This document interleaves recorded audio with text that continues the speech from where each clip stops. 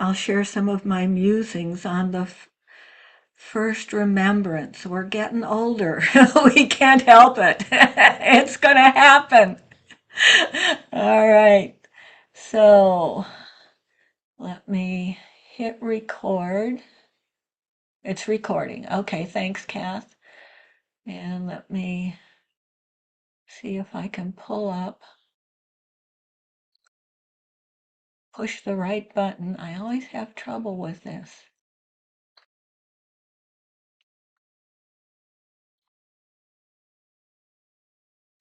All right, this is going to be one of those days.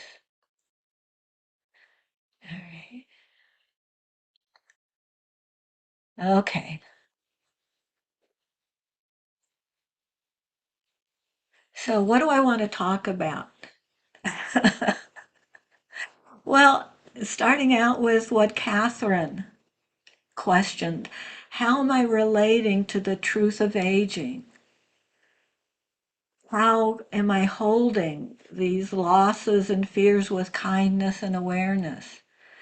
And another question that's been bubbling up for me is how can waking up to the truth of aging help me and all of us cultivate the peace that the mendicant in the Buddha story exhibited? Saw the difficulties and challenges of getting older and getting sick and dying. And then the mendicant was there peaceful. How in the world could that be? Perhaps even a bit of joy in his experience. So, how can we bring that forth, that peace and maybe that joy? And one thing that I thought of is I can experience in myself the child that I once was, not as a way of denying the age I am, but as being part of the age that I am. It's part of the bedrock, the foundation of my being.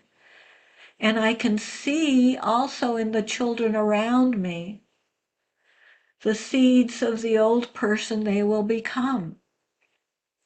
As Thich Nhat Hanh might have said, we can see the oak tree in the acorn, and we can also see the acorn that remains in the heartwood of the oak tree. It's all here in this moment, and it's all around us if we cultivate the mindfulness and the kind eyes to see and wake up to this. Let me share an experience that I recently had, and many of you who've been in the Daily Sit for a while are familiar with my stories about my great niece Eva. This is another Eva story. And this is a great example of getting older. When we started out with this Sangha, she was barely a toddler. Now she is 8. Where did the time go, right? How did this happen? It goes so fast. Well, I was at one of her basketball games, and the setting was this very large school gymnasium where there was room for 2 games to go on at once, and there were 4 teams of 7 to 9-year-olds, and they're all running around the court before the game begins, shouting, dribbling, shooting, jumping, laughing. There were even cheerleaders jumping and yelling. And then there were also all the adults, the parents, the grandparents, the siblings, talking, laughing, shouting instructions and warnings. The energy and the noise felt overwhelming. It was tempting to just shut down, to give way to aversion in the category of, I'm too old for this stuff. But because we've been focusing on the truth of getting older in our practice, I was able to catch and notice this, as Susan might say, catch myself leaning towards aversion and become rather curious about what I might do to cultivate a bit more of a generous and accepting relationship with all this youthful energy. So I thought about and I imagined each of the kids as their older selves, as teenagers, as young adults, as adults, and old folks, imagining the children as the old people they will hopefully become. And that felt very poignant. I could see them with their canes and their walkers, perhaps bent over, with gray hair. And it suddenly made the whole chaotic cacophony very precious and to be appreciated, not pushed away.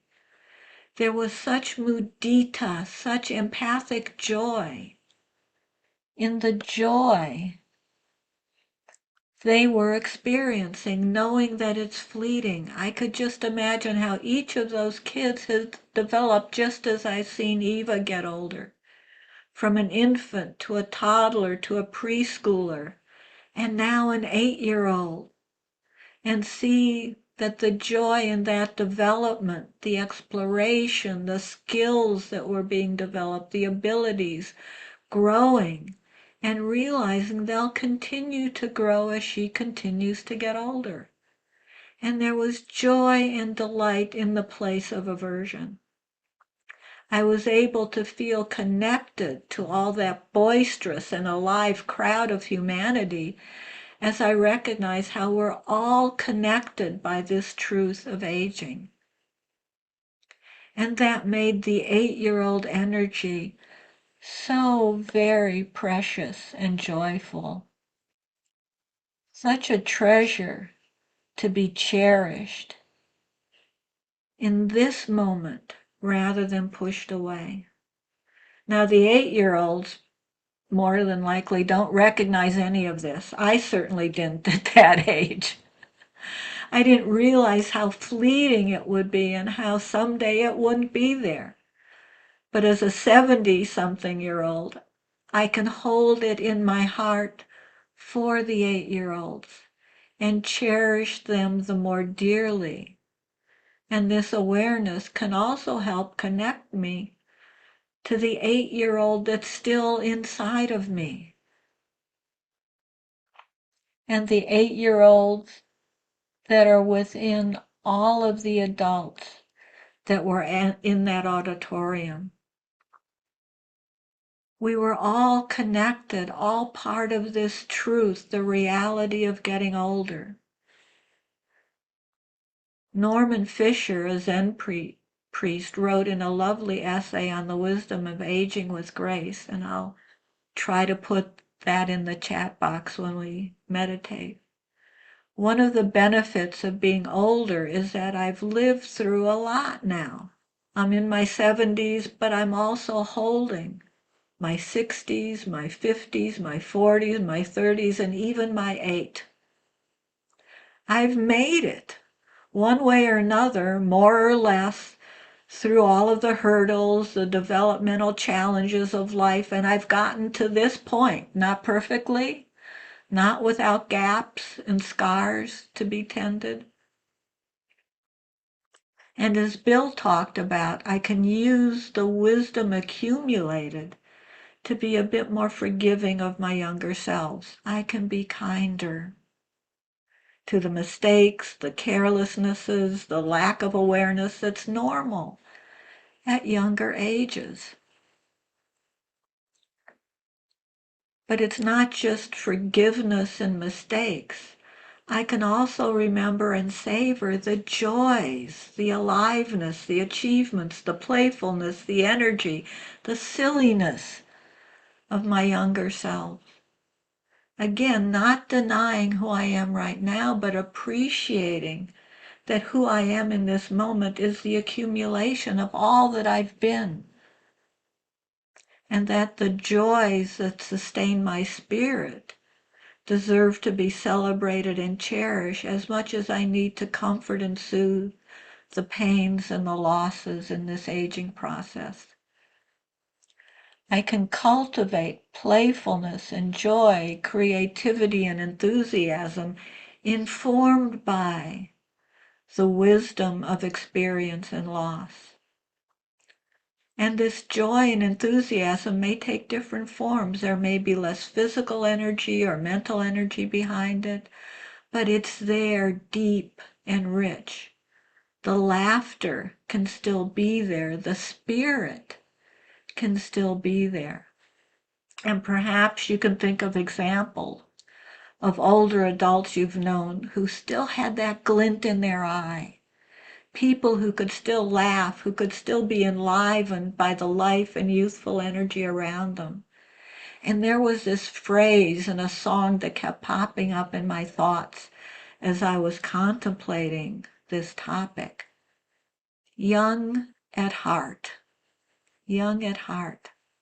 And I think this is what Norman Fisher was talking about when he said that even though we may have more physical and intellectual strength and stamina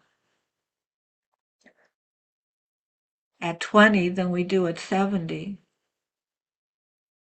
we can be equally alive at 70 as we are at 20. Our aliveness doesn't have to diminish. Our body may diminish, may become more decrepit, but our spirit can keep on growing and blossoming. Which brings me to what may be a challenge. Keep your fingers crossed, but I'd like to play a video and a song sung by Jimmy Durante. Now, some of you may not be of an age to remember Jimmy Durante, but he was one of my favorite performers when I was a kid, and he was one of my dads. So let me just see if I can make this happen. Hold your breath, cross your fingers. Let me share my screen with sound.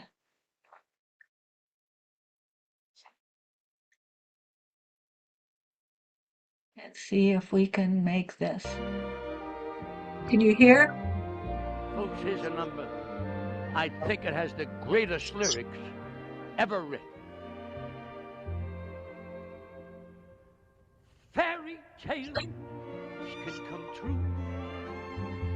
It can happen to you if you're young at heart. For it's hard, you will find, to be narrow of mind if you're young at heart. You can go to extremes with impossible schemes. You can laugh when your dreams fall apart at the seams, and life becomes exciting with each past day, and love is either in your heart or on its way. Don't you know that it's worth every treasure on earth to be young at heart? For as rich as you are, it's much better by far to be young at heart. And if you should survive to 105, look at all you derive just by being alive. Now here's the best part. You have a head start if you are amongst the very young at heart.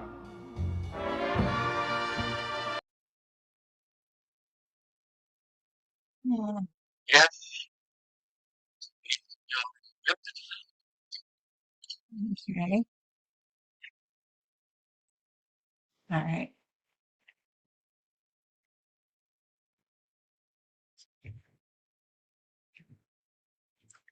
Okay. Yay! So let me just read the last couple stanzas again because I think they're just so beautiful. Don't you know that it's worth every treasure on earth to be young at heart? For as rich as you are, it's much better by far to be young at heart. And if you should survive to 105, look at all you'll derive out of being alive. And here's the best part. You've had a head start if you are among the very young at heart. So let's practice feeling into young at heart and young in spirit. Oh, thank you for your kind attention. And let's see what's going on with these bodies. Oh, the energy, the aliveness in this moment flowing through these bodies in spite of their aches and pains, tightnesses and stiffnesses. We can loosen a bit. Any movements, any stretches, twists, letting go, maybe with some deeper than usual breaths, finding the most comfortable position, the best padding for your bottom.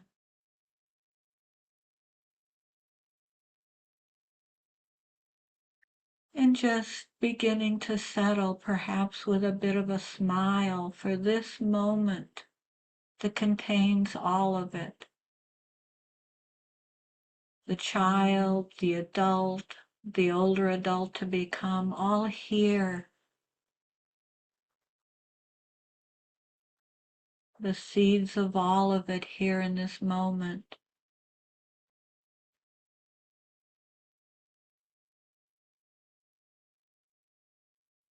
And perhaps noticing breath flowing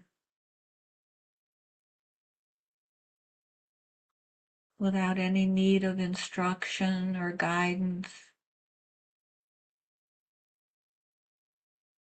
Just sitting back and allowing the breath to be, receiving the aliveness, the energy that breath automatically brings to these bodies.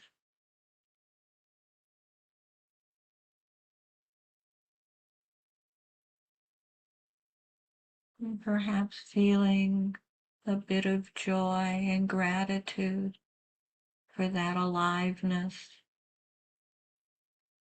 for that spirit of breath to be infused throughout the body.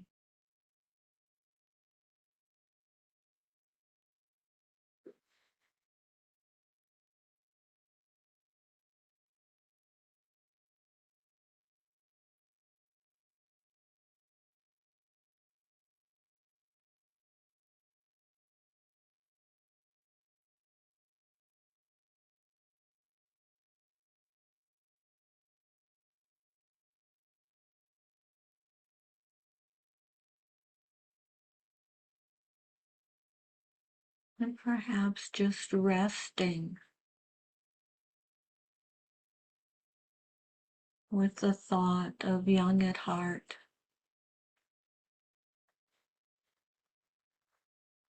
letting that just swirl around in whatever way fits for you.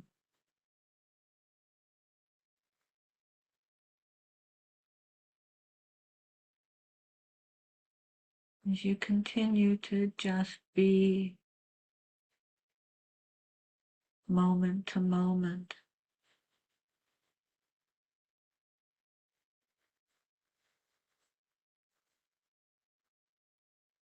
softening, loosening,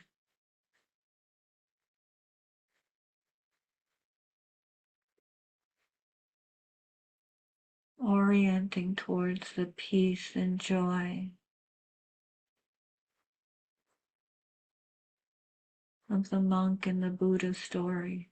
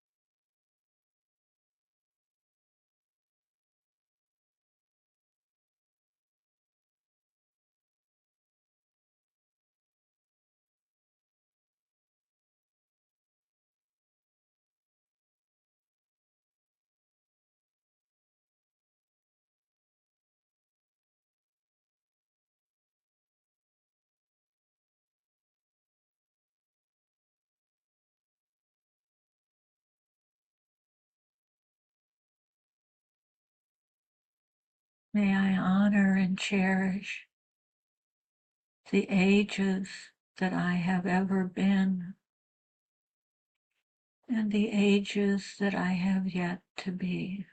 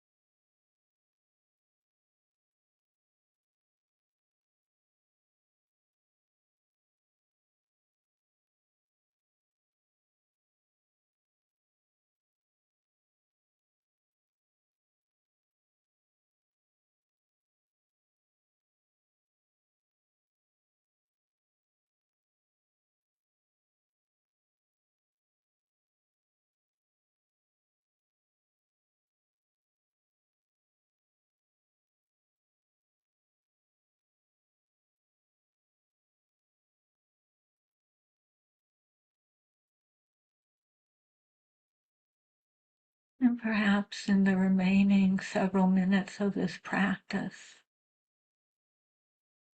opening up awareness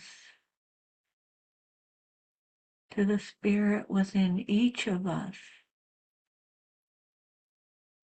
with a twinkle in its eye, connecting you with us and us with you. Enjoy at this fleeting moment